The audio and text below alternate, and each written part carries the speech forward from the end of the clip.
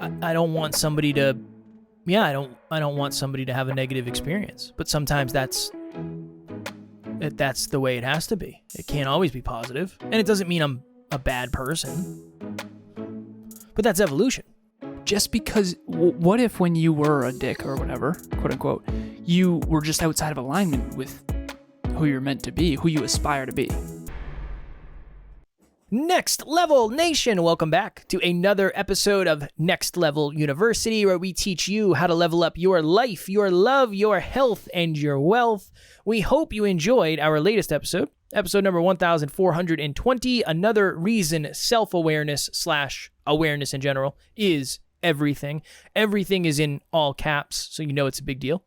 Today, for episode number 1421, happy Monday. What do you really care about the most? So when Alan and I meet on Mondays, we chat about what we're going through, what we've learned, lessons, stories, examples, all that stuff. And then we choose our topics and episodes for the week. And Alan said, hey, I'd really love to do an episode on this. And I said, all right, I'm going to let you lead it. I'm going to do the intro, and I'm going to kick it to you, and then we'll see where we end up. So, Alan, go on. So I've always tried to articulate, when clients come to me, they have these goals they want to achieve. And I've said this to you before, Kev. Anyone can teach you how to achieve a goal. Very few people can actually get you to do it. Now, not anyone can teach you how to achieve a goal. Obviously, you need to go to a YouTube expert who has achieved on YouTube in order to learn YouTube. But what I mean by that quote is that a lot of people don't have what they want to achieve because there's a gap between what needs to get done and what they want to do versus their actions. Let me explain. Let's say you have a goal to lose weight, but yet you're not necessarily exercising as much as you need to, or you're eating more than you should in order to lose that weight. Just logical here, not emotional for a second. Anytime there's a gap between someone's words and their actions, it means that there's something running beneath the surface that we're not aware of. It's like a record playing in the background. I digress. What I want to do on this episode is I want to help everyone understand how to bridge the gap when your words aren't meeting your actions. And here's what it is. Anytime your words are not meeting your actions, you can ask yourself a simple question: why? And you can always, if you dig deep enough, you can always figure out what belief system is underneath that. What are you optimizing for without realizing it? I remember I was in my early 20s, and I was in college, and I met this woman that I was with for 5 years. Her name was Courtney. Courtney and I met during a time when we were having a lot of fun. We were very focused on fun. Yes, we were achieving in college. Yes, we were getting our degrees. I was getting my master's program. She was going to UMass School of Pharmacy. She wanted to become a nurse. But we were very focused on fun. We lived together on a lake, and she had a bunch of friends, and I had a bunch of friends, and our friends would hang out, and we would have parties. It would be a blast. When I hit 26, I got in that car accident that I've talked about. And if you're a new listener, essentially what it did is it completely shook me up. My father passed away when he was 28. I was 26 at the time of this car accident. And I considered that my second chance that my dad never got. So it really rattled me. I had tons of regret. I had to reevaluate my whole life. After that car accident, that's when I fell in love with personal growth. That's when I fell in love with personal development. That's when it wasn't just about achievement and fun and friends. It became about growth and contribution for me. After that, Courtney and I started to drift apart. And the reason why is because what we were optimizing for changed. She was still in that other paradigm, which is friends, achievement, and fun. And I was all in growth. Growth. I read every book I could get my hands on. I spent thousands and thousands of dollars on books. It's like too much, honestly, in hindsight. But we started to drift apart. And the reason we started to drift apart is because we had a different thing that we were really focused on. So the point of this episode is, what do you really value the most? Her and I, when we first got together in my early 20s, we had the same core values: achievement, which was academics at the time, college, friends, and fun. So we worked. It worked. It was natural. She had friends. I had friends. I had fun. She had fun. And we both achieved. We were both academics. We both had goals and dreams, and we were working towards them through college. That all worked. When mine shifted away from fun, away from friends, and away from achievement, and went all in on personal growth and contribution, and I went all in on Conversations Change Lives, then the Hyperconscious podcast with Kev, now eventually Next Level University. This is way before any of that. But it started to drift apart. So my question for our listeners is, what do you value the most? Not what you say you value most. Not what you think you value most. But what your actions show that you value most. And I think that's going to be a hell of a mirror and hopefully something we can all use to learn about ourselves. Well, even in the preamble for this, you and I were talking behind the scenes, and you said, what do you value the most?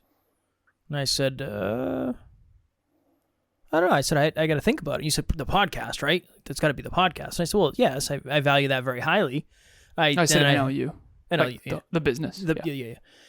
And I said, yeah, that's a big piece. I mean, I obviously value that a ton, and I care about that a ton. I've dedicated my life to that.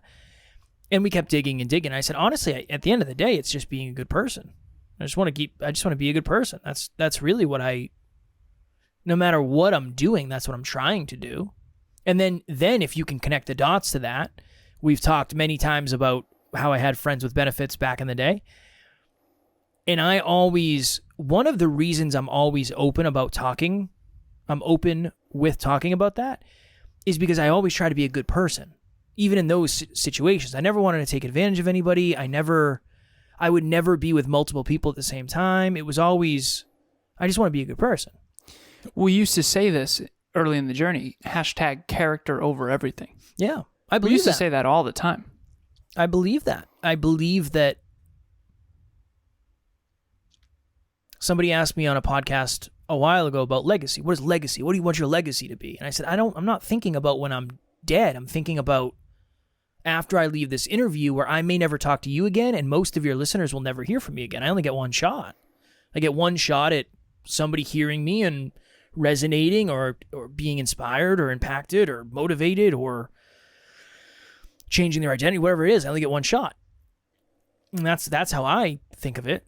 So that's all. I think that's always been, I won't say it's always been, but that's been a conscious decision for me for a long time. Has it ever not been? Because what if that's your deepest core value? And it always has been. No, when I was in high school, I was kind of a dick to certain people. There was people I wouldn't say I was a bully, but there were definitely times where I did stuff for attention that wasn't thoughtful towards other people. So just because your actions didn't match your deepest core value, that might mean you're out of alignment. That doesn't mean that you don't care about it. I bet you can remember every single time that you were like a really mean person. It's not that I wouldn't say I was super mean, but I thought it was funny. It's going to sound terrible. When my buddy and I would go fishing, I always liked to knock him in the water. And I would go in after. It's not that it was, he had his cell phone and he had nice clothes on, it was cold or anything. I would go in after. But I always thought that was very funny. We would just do stuff like that. But then in retrospect, I was doing more of that than anybody else. Nobody else was really knocking anybody else in the water. So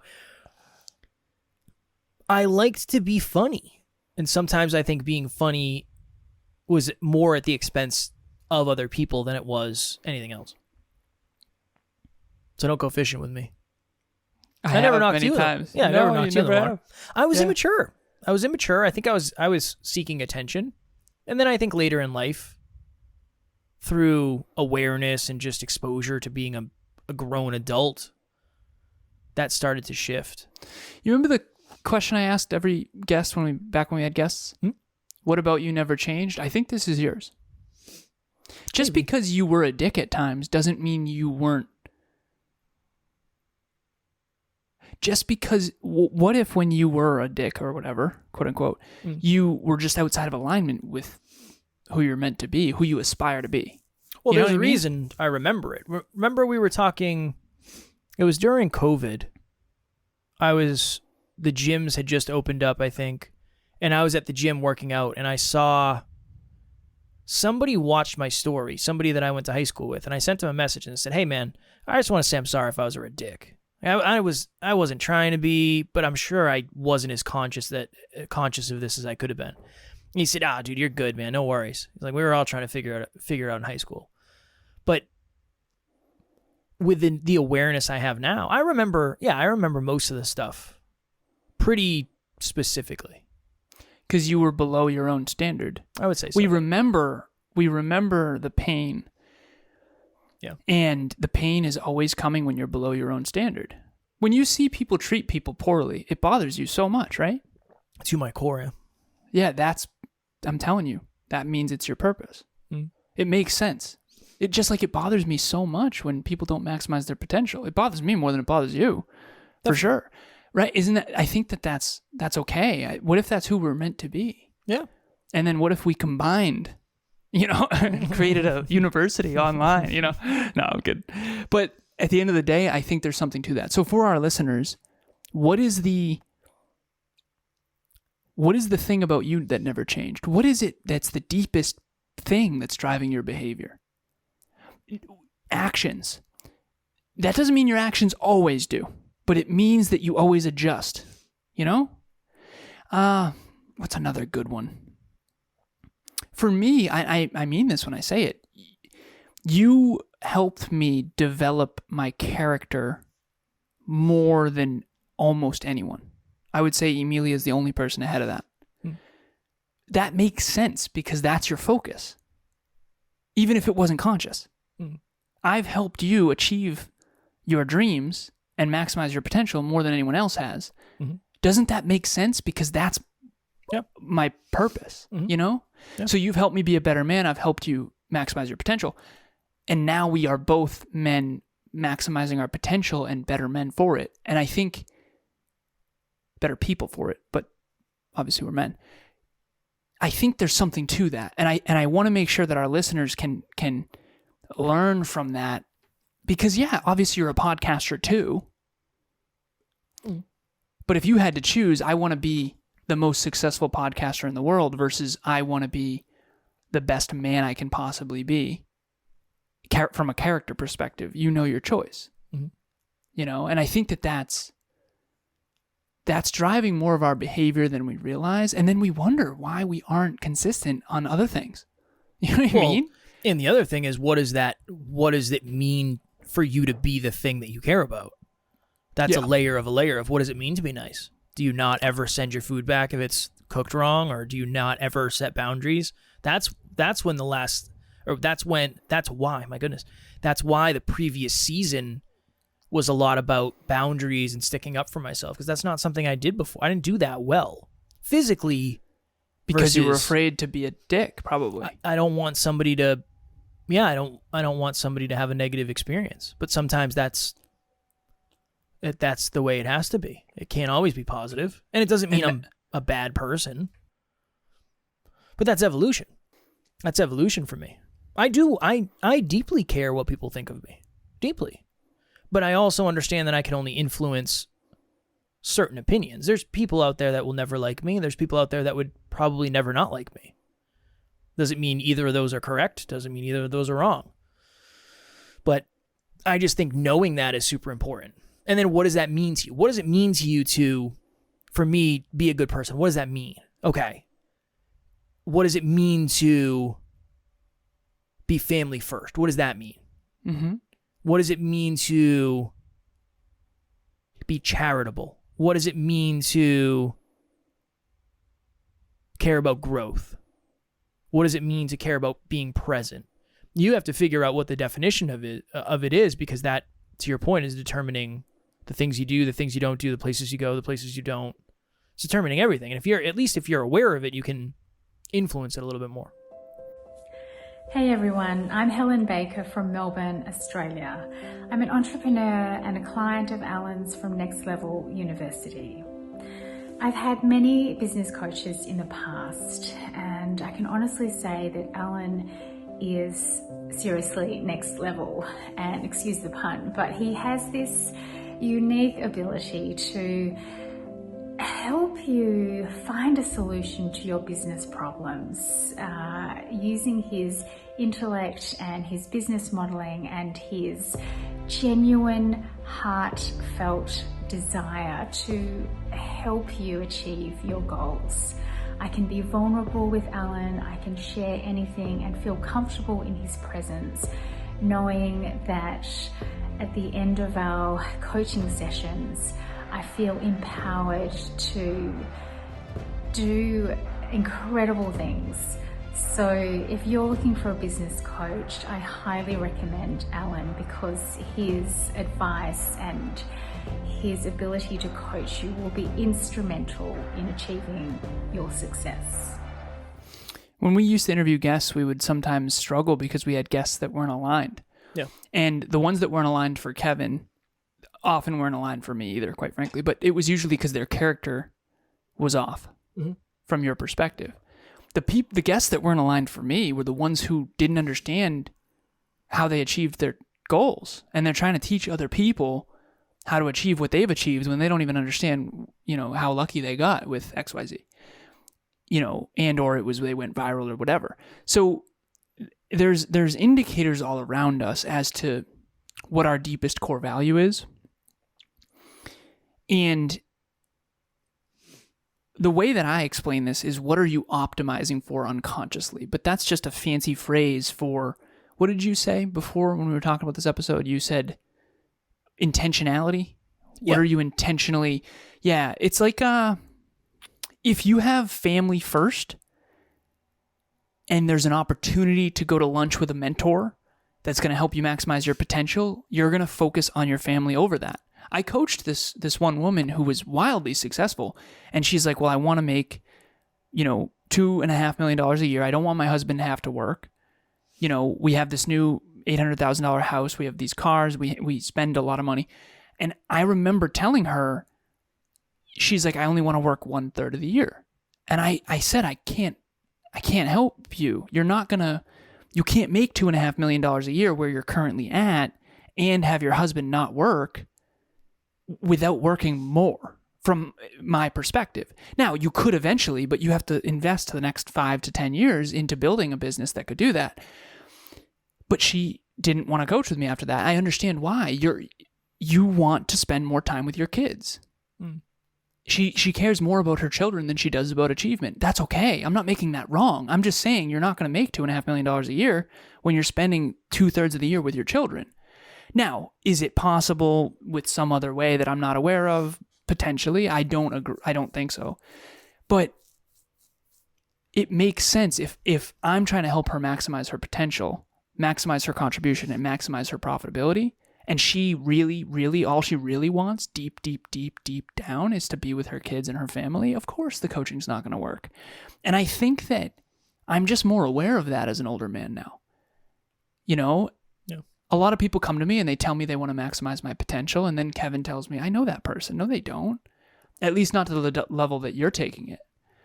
And if you're out there listening, maybe you do want to grow, but maybe you care more about family than growth. That's okay. I don't agree with that, because I think growth is the most important thing for your family, but every one of us has a different definition. We all have different core values, and we all have different definitions of what those core values are.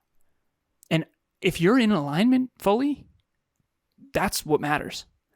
If you're not, that's when your words aren't meeting your actions. And I'd rather you not tell yourself a story about that. I'd rather you figure out what is actually the most important to me. Because everyone wants to be in shape, but not everyone values going to the gym enough to actually be in shape. They value food maybe more. That's okay. And again, not okay from the sense of, I obviously think everyone needs to hit a certain level of exercise and lead by example. And I feel like we all have a responsibility for future generations to lead by example. So there's that part of it. But of course, I would think that, because growth is my number one core value. So hopefully there's something in this episode for you where it's, for Kev, it's hashtag character over everything.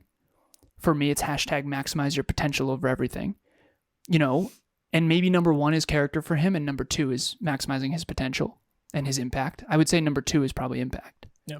Number three is your potential. For me, it's potential first, impact second, character third, probably. Actually, I think in this case, I think it would be character second, because maximize my potential, I now define as who I am as a person.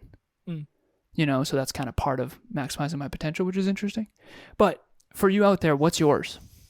If you could only pick one, the hardest thing in the world, because obviously we have more than one core value, but you can only have one that's your 10 out of 10. It's like going to a restaurant. You don't have, sushi, pizza, and burgers. There's going to be one of those three that you do actually like more. You can't have 3 10 out of 10s in that case. For you, Kev, which one was it? Pizza. Sushi's for me, it would be sushi. For me, it would be sushi. I don't get it. See? If you and I go to a restaurant together, I'm going to want to go to a sushi restaurant. You're going to want to go to a pizza joint. That's okay, but one of us is going to have to let the other person lead. And I think that once we understand this, and this will be the last thing I say, I promise. I coach couples now. A lot of couples. It's so cool. Here's why. If you're optimizing for 2 different things and you're not aware that that's happening unconsciously, you're in a lot of trouble. I have one couple I'm thinking of. One of them's number one core value by far is personal growth. The other person's core value is family. The female in the relationship, her number one core value is personal growth. Number 2 is family. All she has to know is, okay, everything family-wise, he's going to prioritize over his personal growth. And I need to just understand that and then maybe encourage him, hey, your personal growth is what's best for the family. You see how you can uncover some great things when you do that? That's what we're really doing in our relationship talks coaching. What is your next level nugget? Was it buried in there? I just want to make sure we get it to the surface. You have many core values, but you have one that your actions would prove is more important than all the others. And once you understand that, it will unlock something for you. Mine would be, when you figure out what you care about, write down 5 behaviors that you are doing that prove it, and 5 behaviors you're not doing that prove it. That's what I would say. Can you give us an example? Yeah, for me, there's a 77-year-old man at my gym. His name's Bruce. He's awesome. He's crushing it. Comes in with his beanie on. He's got his sweatshirt on. He's got his lifting belt on. He's serious. Strong, too, for 77. Strong in general, not just for 77. I don't like talking to people in the gym because I like going and getting after it at 6 o'clock in the morning. But Bruce is he's a bright light, and he's positive, and he's just a good dude. So every day he comes in, him and I have a little conversation. I'm very, cordial with him. He's a great guy, and he inspires me. He's 77, and he's a bodybuilder, okay? I don't have a lot of excuses at 33 not to get my shit together, pardon my French. So I give him time and space to connect because I know that's important to him, and then I go finish my workout. Could I put my hat down and say, hey, man, I'm getting after it, don't bother me? Of course. But what's the 5 minutes? It's not perfect example. Character is more important to you than maximizing your potential. Definitely. For me, I would have to can I know.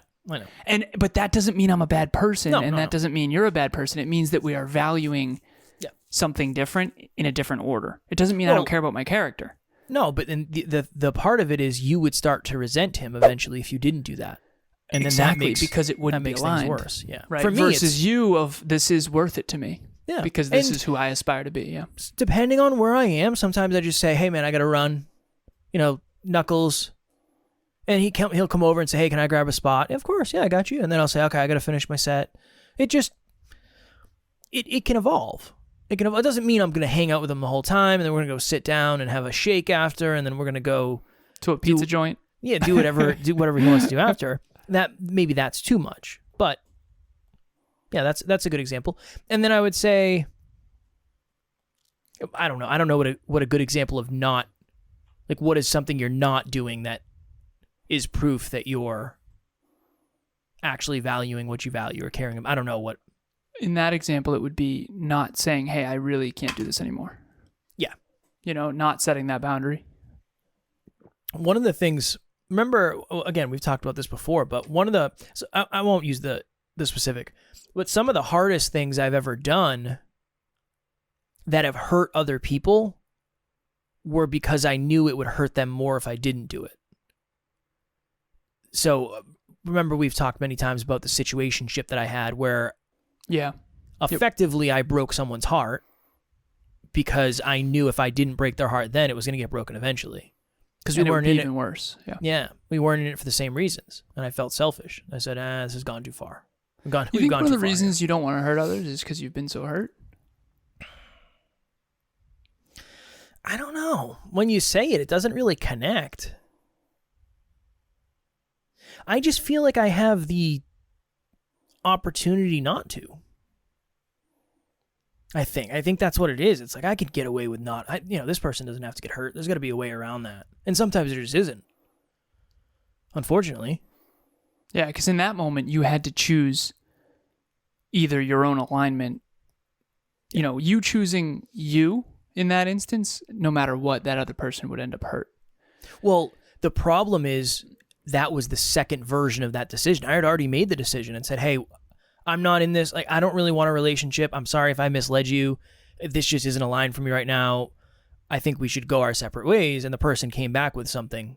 Was like, well, let's just be friends. And, we can hook up occasionally. I was like, are you sure you want that? Because this is never going to change for me. I can promise you. You're not going to woo me into a relationship. My mind's made up. It's done. And they said, no, this is totally fine. And then I was dumb. And I was like, okay, cool. So we're on the same page. And then we weren't on the same page. And then I remember I went to you and I said, hey man, this girl's going to get hurt. I gotta let this go. It was hard. Yeah. I don't like hurting people. Hurting people sucks. But it's the worst. Sometimes, that's what's best for somebody long term, to hurt a little bit less, to hurt a little bit more in the short term than the long term. Yeah, truth. And also, can people grow without any pain? That's the other piece of this. Like, can you be cruel to be kind? And again, cruel is the wrong word, but whether it's, I did have a moment once where it's like, I'm trying to help people grow, but I'm also like, I don't want to hurt them. But sometimes the truth that I need to share is hurtful, or at least it hurts their ego or whatever. And then I think back to my life and how many times I've been hurt and how much that helped me grow. You kind of do. You almost have to decide, like, I think I'm going, and I've said this behind the scenes, some of the hardest things I've ever done, I shared one time with one of the NLU team members, and fortunately she's grown so much since then, and I have as well. But I said, I actually am, in this audio message to you, I am prioritizing what I believe is best for your growth over your temporary feelings. And I want you to know that I'm not trying to hurt you. I just am trying to help, even though what I'm sharing might hurt. It might poke you or whatever, but I am trusting that what comes out of this is going to be better for both of us eventually. And the key word is eventually, because obviously crawling through the mud is never fun. Heavy one. Heavier than I expected. Same. Heavier than I expected. Next Level Nation. So we have an email list. A lot of people might not know that because I don't know if we've ever talked about it. Maybe a single time on the podcast. We used to be more focused on it, where we were recording courses. We had a bunch of courses we were recording, and they would get sent out every single week in the email, and then we were like, there's no way we can do this on top of all the other stuff we're doing. But if you want to keep up with the behind the scenes, sometimes we'll send out specific discounts and deals with stuff that we have coming out. Just send me an email, kevin@nextleveluniverse.com, full name. Just say, hey, I want to be on the email list. We're not going to spam you. We send one a week. We talk about sometimes relationship talks or book club or group coaching or stuff like that. But every single week is a value-driven email going out about something from the podcast. So if you're interested, shoot me an email, full name, first name, last name, and I'll have your email, obviously, and we'll have you added. One of our amazing team members, Jerry Ann, shout out to Jerry Ann, she picks a best pick of the week. Yes. So if you cannot listen to all 7 episodes, we are deeply regretful of that. No. She picks out her favorite from the week, and she sends that when we are not promoting other things. So one email a week at the very most. I think the most we've ever done was 3, and that was when we had a lot going on. So join us, Kevin@nextleveluniverse.com. Email him, say full name, email address. We'll put you on there. Also, What was I going to share? Oh, yes. Okay, I use our app. We have an app. For the new listeners, we do have an app. It's called Optimal, and it's a habit tracker. You start out with 3 little habits and 1 MIM, which is most important measurement. The link in the show notes will take you to the landing page. The landing page has a video all about it. It's a simple app. You download it on your phone. You track your habits. You do your most important win and most important improvement each day. Here's what I promise you. You will feel more on track because each day you will be checking in. Tracking habits has got to be the most underrated tool on the planet. I cannot imagine my life without tracking habits. I have these little black notebooks behind me on my bookshelf. You can't see them on the camera right now, but I was doing that 8 years ago, and I was tracking and checking the box on mobility and foam rolling and did I exercise today? And eventually we created an app, and the whole team tracks habits. It's called Peak Performance Tracking. The app name is Optimal. Click the link in the show notes, check it out, and I promise you'll at least gain some momentum. Tomorrow, for episode number 1422, new seasons bring up old reasons. I have a couple stories for that. I can't tease them because I don't know exactly where I'm going to go with them yet. So you'll find out on tomorrow's episode. As always, we love you. We appreciate you. Grateful for each and every one of you. And at NLU, we don't have fans. We have family. We'll talk to you all tomorrow. Find that deepest core value. Next Level Nation.